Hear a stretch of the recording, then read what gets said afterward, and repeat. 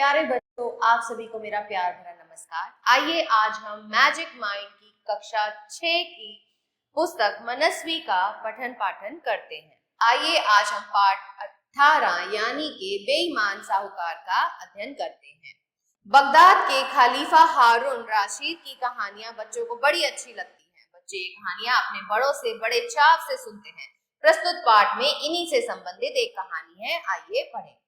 Baghdad का खलीफा हारून शाह रशीद इंसाफ के लिए मशहूर था। मशहूर था मतलब कि सब उसको बहुत जानते थे कि वो बहुत इंसाफ पसंद व्यक्ति है।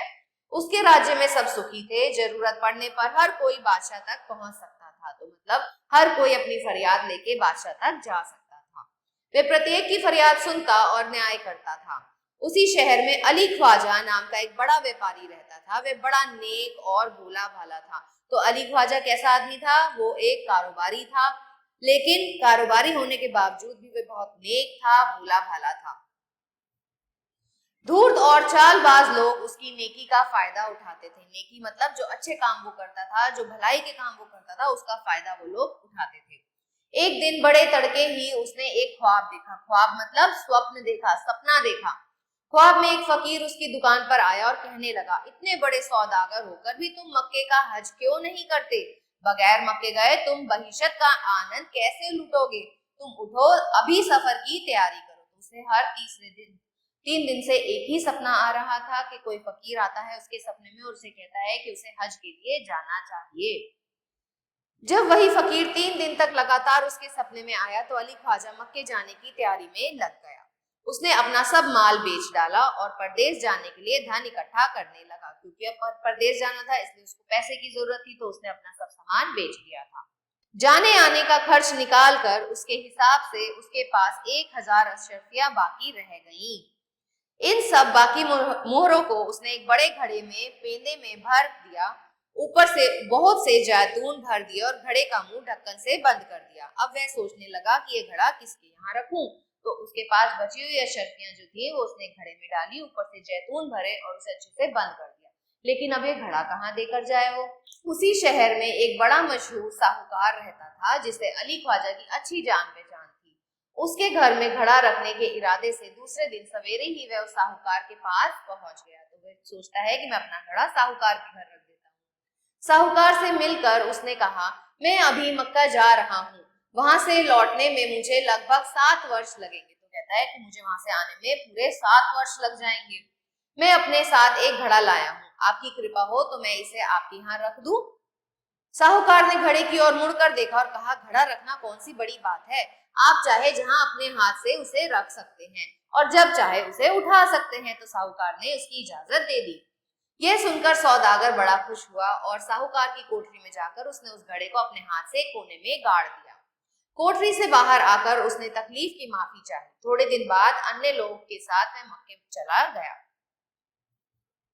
हज पूरा करके वर्षों बाद अली ख्वाजा फिर बगदाद लौट आया और साहूकार से मिलकर घड़ा ले जाने की इजाजत मांगी। तो जब उसने हज कर लिया था तो फिर वापस आया। उसने कहा, मेरा घड़ा आप मुझे दे दो।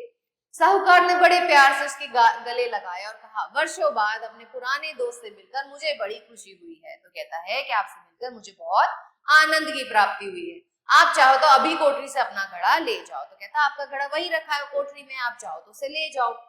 इतना कहकर उसने सौदागर को कोठरी की कुंजी यानी चाबी दे दी। सौदागर ने कोठरी में जाकर अपना घड़ा ले लिया और साहूकार का शुक्रिया अदा करके मतलब उसका धन्यवाद करके अपने घर का रास्ता पकड़ा। घर आने को तैयार हो गया। घर जाकर उसने घड़े का मुंह खोला और अंदर से जैतून निकले, मगर उन फलों के नीचे मोहरों का नामो निशान नहीं था। तो अशरफियां सारी गायब थी, अशरफियां वहां थी ही नहीं। उसने घड़ा खोदा किया, अंदर हाथ डालकर टटोला, वहां नाम के एक मोहर भी ना थी। वहां पर कोई मोहरें नहीं थी। अब बेचारे के पास निराश होकर और सिर पर हाथ धरकर रोने के सिवा और चारा ही क्या था। रात भर किस्मत को कोस कस कर रोता रहा। तो मतलब वो अपनी किस्मत को कोस रहा था कि मैंने अशरफियां ऐसे साहूकार के पास क्यों छोड़ी।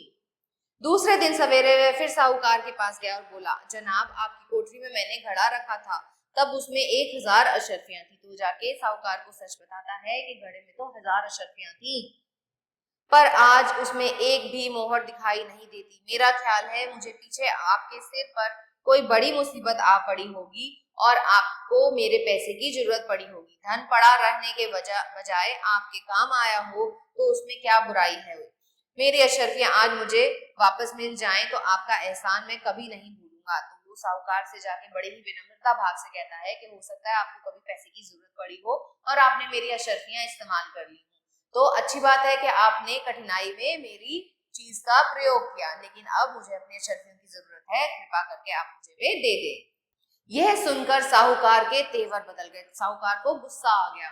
उसने गालियां देकर अली ख्वाजा को घर से बाहर निकाल दिया। अब अली ख्वाजा क्या करता, बेचारा परेशान हो गया। उसने रो रो कर बहुत कुछ कहा सुना, पर वह पत्थर ना पसीजा। उसने बहुत मिन्नती की साहूकार की कि दे दो मेरी अशर्फियां दे दो, लेकिन वह टस से मस ना हुआ।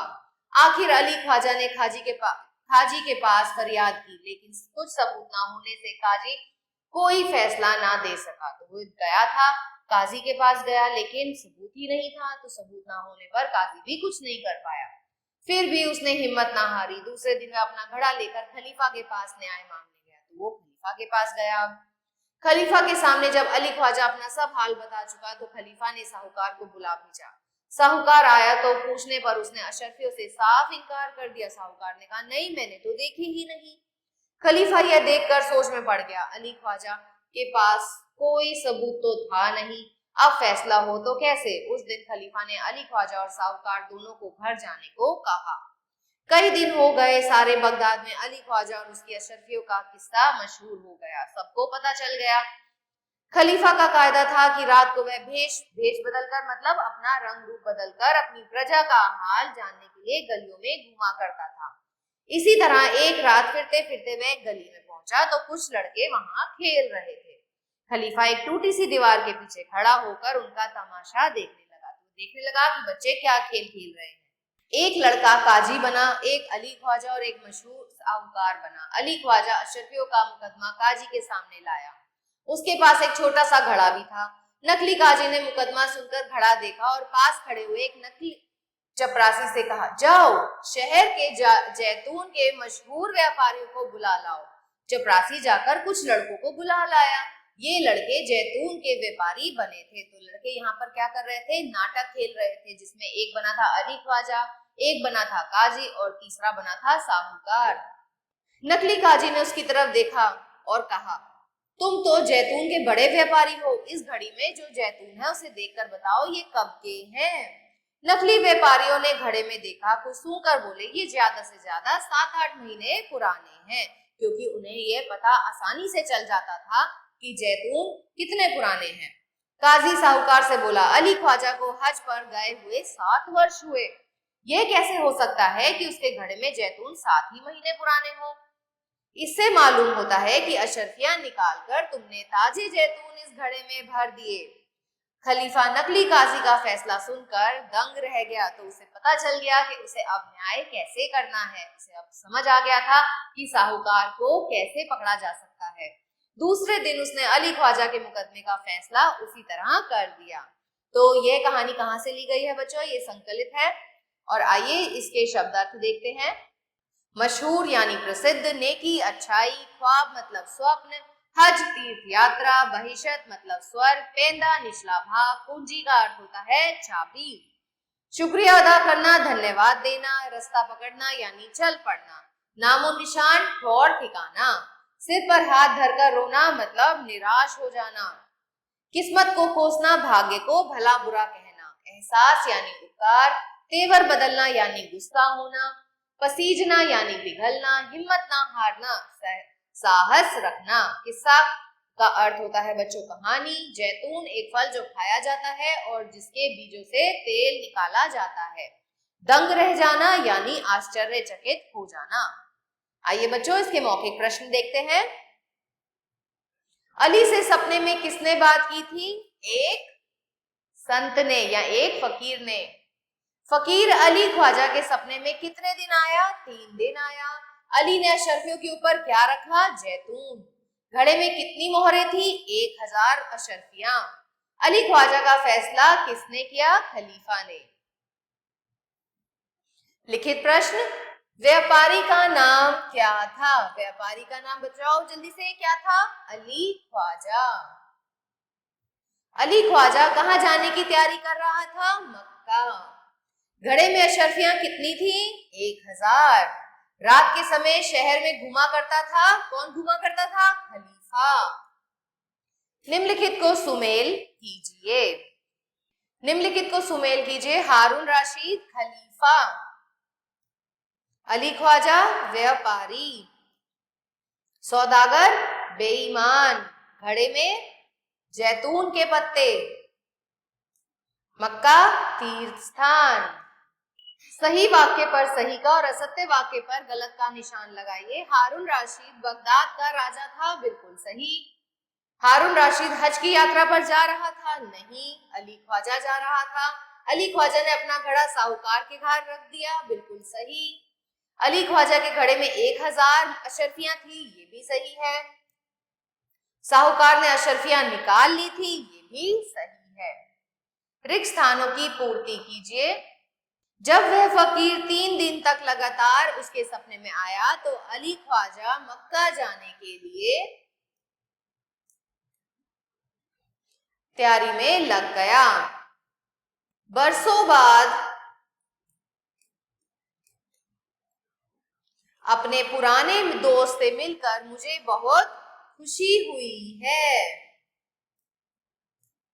रात भर किस्मत को कोसकर रोता रहा। ऐसे ही बाकी के भाग बच्चों आप अपने आप से अपनी उत्तर पुस्तिका में करेंगे। निम्नलिखित प्रश्नों के उत्तर दीजिए। बगदाद के खलीफा का क्या नाम था? तो बगदाद के खलीफा का नाम था हारून राशिद खलीफा। वे किस कार्य के लिए प्रसिद्ध था? वे अपने न्याय के लिए प्रसिद्ध था। वे एक न्यायप्रिय राजा था। अली ख्वाजा कौन था? अली ख्वाजा एक व्यापारी था। उसे हज करने की प्रेरणा किससे मिली? उसे हज करने की प्रेरणा एक फकीर से मिली जो उसके सपने में 3 दिन से आ रहा था। हज जाने से पहले उसने अपनी मोहरों को किस तरह तथा कहां सुरक्षित रखा? तो हज जाने से पहले उसने अपनी मोहरों को एक घड़े में डाला, ऊपर से उन पर जैतून रखे, साथ में उसे अच्छे से बंद किया और उसे साहूकार के घर में रख दिया। हज से लौटने के बाद उसके साथ क्या घटना घटी, वर्णन कीजिए। जब वह हज से वापस लौटा तो वह साहूकार के घर गया अपना घड़ा लेने। साहूकार ने सहर्ष उसे उसका घड़ा दे दिया, लेकिन घर आकर जब उसने घड़ा खोला तो उसमें कोई भी अशर्फियां ना थी, सिर्फ जैतून ही जैतून भरे थे। तो वह बहुत ही परेशान हो गया कि उसकी 1000 अशर्फियां कहाँ गईं। गली के लड़के कौन सा खेल खेल रहे थे? जैतून के व्यापारी बने लड़के ने फल सुनकर क्या कहा? तो गली के लड़के अली ख्वाजा और उसकी अशर्फियों का नाटक कर रहे थे और उनमें से एक लड़के ने, जो कि जैतून का व्यापारी बना था, उसने सुनकर कहा कि ये जैतून तो केवल 7-8 महीने पुराने ही है। नकली काजी का फैसला सुनकर खलीफा दंग रह गया। फैसला क्या था कि उसने एक जैतून व्यापारी से पूछा कि जैतून कैसे हैं, तो उसने बताया कि ये जैतून तो 7-8 महीने पुराने हैं, लेकिन अली ख्वाजा को हज पर गए हुए पूरे 7 वर्ष हो गए थे। तो इसका मतलब ये है कि साहूकार ने अशर्फियां निकालकर जैतून दोबारा भरे हैं। इस कहानी की सार्थकता सिद्ध कीजिए। इस कहानी की सार्थकता इसलिए है क्योंकि आपने देखा कि साहूकार जो था वो बेईमान निकला। उसका अच्छा दोस्त होने के बावजूद उसने अली ख्वाजा की अशर्फियों को रख लिया और उनकी जगह पे सिर्फ जैतून ही भर दिए, इसीलिए उसे फिर दंड भी भोगना पड़ा। आशा करती हूँ आपको यह पाठ अच्छे से समझ आया होगा। ऐसी ही अन्य वीडियोस के लिए हमारे साथ बने रहिए। तब तक के लिए आभार।